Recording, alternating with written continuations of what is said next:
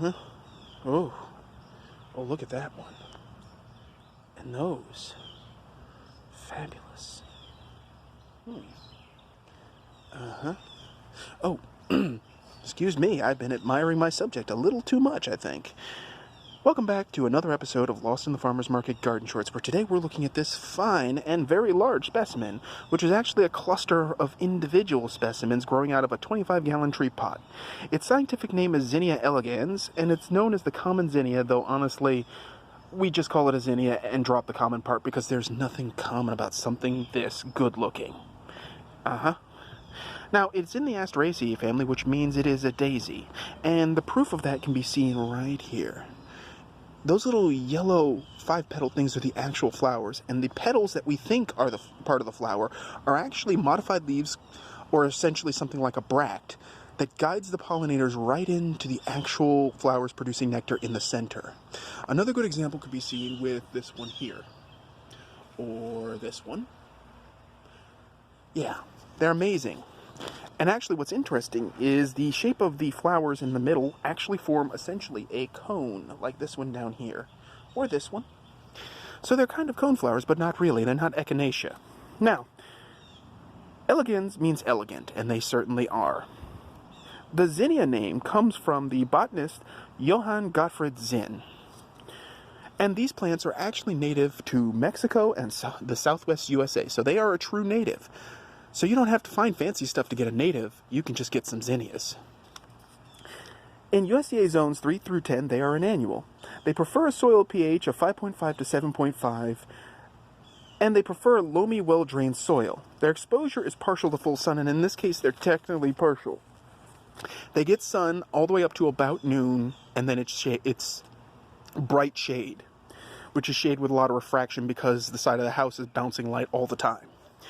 Now, their height can be 1 foot to 3.5 feet, and let's back up a little bit. Yep, definitely doing that. The individual width can be 1 foot to 1.5 feet, which it's impossible to tell since this is a cluster that came from a mixed Zinnia seed packet that I got during the Sustainable Neighbors seed swap earlier in the year. I wasn't expecting much, and I certainly wasn't expecting all this glory. Now, they have an alternative name, and that's Old Maid, though I don't know. I'm not going to agree with that one. I think they should have just called it Fabulous Fabuloso or something, because Old Maid does not suit these flowers at all. Not even a little bit. Now, at one point, these plants were known as Zinnia violacea in 1791, but that was changed because someone realized they are elegant as hell.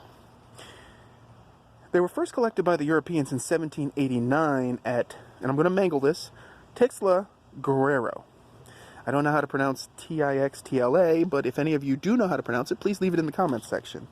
Now, moving along, zinnias have been naturalized beyond its native range, including the West Indies, Australia, and Italy. So, that's a win for the aster family. They do attract butterflies, but this one seems to be more frequented by bumblebees than anything else, though I do see other pollinators on here if I watch long enough, which is really, really cool. This is like a pollinator cocaine network here. Performance-enhancing drugs for the pollinators.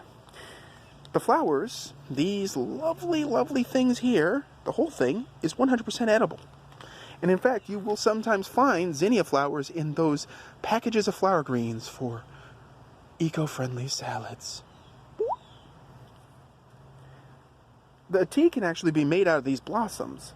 It's 1 teaspoon of blossoms per cup of water, and the blossoms should be dried, and you steep it 3 to 10 minutes. I have not tried this because I do not want to mess with all of this fabulousness. I just don't. I mean, it's working well. Why jack with it? Additionally, at one point, a species of zinnia was mistaken for a rudbeckia.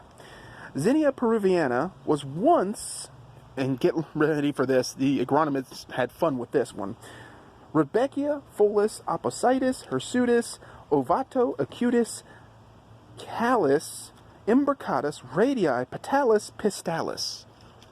And a partridge in a pear tree. Yeah, no, really. Yeah, they did that. They were bored, or drunk, or bored and drunk. Drunk bored.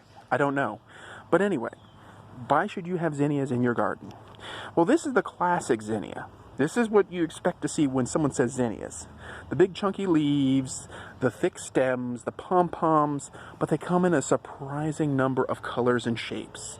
There are small ones, there are big ones, there are ones with finer foliage, there are ones with other stuff going on, there are different colors. You can get individual color blends, and in fact, for a while, I had planned to plant out pure white zinnias in certain parts of the garden. I never got around to it, and this ended up happening, and I still consider it a win for the garden. So there is a zinnia to suit your daisy, pom-pom, single, maybe not, semi-double flavor preference. And they're easily obtainable. You can buy them at any garden center, but I recommend growing from seed because you really get the full effect that way. The ones bought from the garden center tend to not be, well, they tend to be stunted. They're not as good unless you get them early in the season, and even then it's just, you know, is an exercise in not seeing full potential. But that's beside the point. If any of you out there happen to grow zinnias and have any tips or tricks or thoughts about growing zinnias or a favorite zinnia variety, I know there's even a lime green chartreuse one. I think it's called like Jealousy or something, for instance.